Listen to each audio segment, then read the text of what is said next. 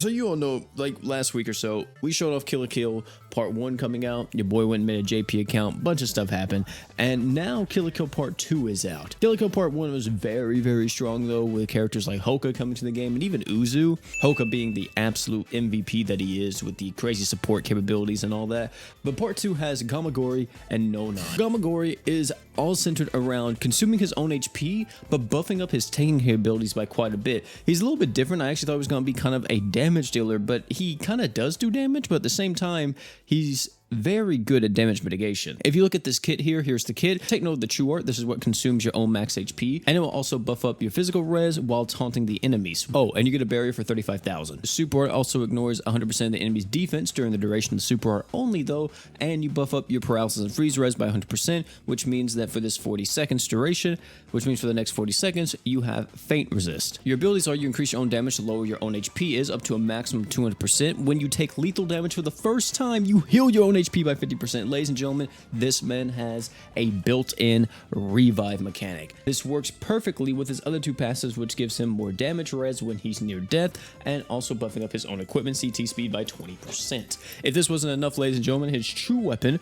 is a 5-star defense. It's on a 30-second cooldown, 15-second duration, pretty standard here. You buff up your own damage res by 20%, but if your HP is below 50%, you buff up your damage res by 30% instead. Also, his passive ability on this is that he buffs up his own arc gauge by 100 at the start of the quest. Kind of standard, it's whatever. His second ability buffs up his own defense, which I'm gonna be honest, defense increasing in most things in the game now is kind of trash because so many bosses just do critical damage, and critical damage of course goes right through defense, so damage mitigation is what you want more so than anything. But just factoring in Gamagori as he is right now, you have a total of 50% universal DR for whatever he's fighting, and then of course you're fighting a physical enemy, then you're going to have around 80% since he's buffing up his physical res by 30. Pretty solid stuff here.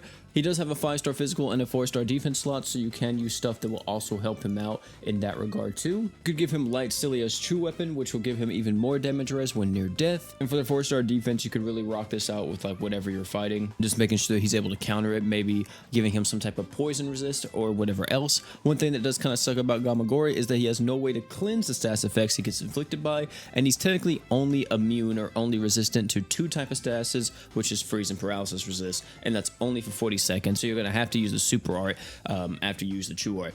It's weird. He's kind of doing a lot. He has a lot of stuff in the kit that's pretty good, but he also has a lot of stuff in the kit that is kind of like, why is that there? He's pretty much the first usable dark tank. I'm not counting Dark Zeor, but no. That guy can stay over there. He is the complete package, but the way how they hand you that package is all scattered everywhere, and it makes it to where you probably don't want to use him in a lot of different things, and you'd be better off just using like Kurasame or like, you know, any of the Awoken taunt tanks instead of using someone like Gamagori, just because they're a little bit more focused, a little bit more centered, and they kind of have the complete package, and they don't have to go through so many hoops to just start actually tanking. Next is Nonan. Now Nonan is a little bit weird. She's a light human. She's all about buffing up light human characters. She has a bunch of stuff in the kit that just gives like art gauge to herself, making sure she's self-sufficient. She has a art that's able to permanently increase all light allies damage by 40% up to a maximum of 200%.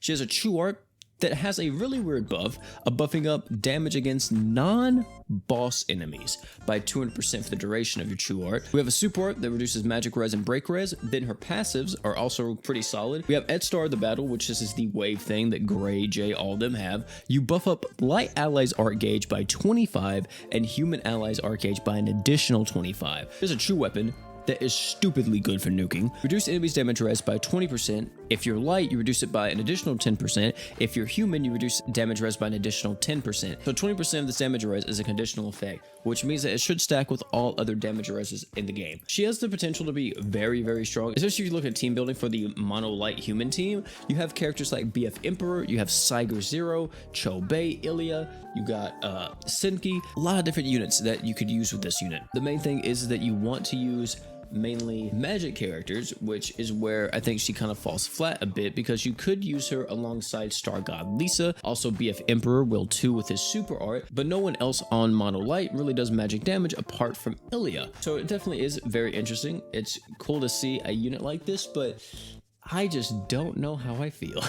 This entire part 2 has not been nowhere near as good as part 1. Part 1 was just insane because of Hoka and a lot of the different equips that came out, but these 2 units are just kind of, I don't want to say mid, but they're just, yeah, I mean, I just kind of got a little, you know, I just got to do a little, I'm not super sold on either one of them. Even a character like Nonan has the potential to be really strong, especially in nuking, but I'm not for sure, man. I'm not for sure. They're okay. But hey, your boy's gotta get back to that JP grind. I've been slanging for the past few days, gotta get back to it. But you guys let me know how you feel about part 2. You loving part 2? You guys not? How you feeling? Let me know all that type of stuff down below in the comment section. If you enjoyed this video, have check out either one of the other videos popping on the screen right now. Great content, guarantee you love them. Oh, and one more thing before you leave, don't forget to drink water.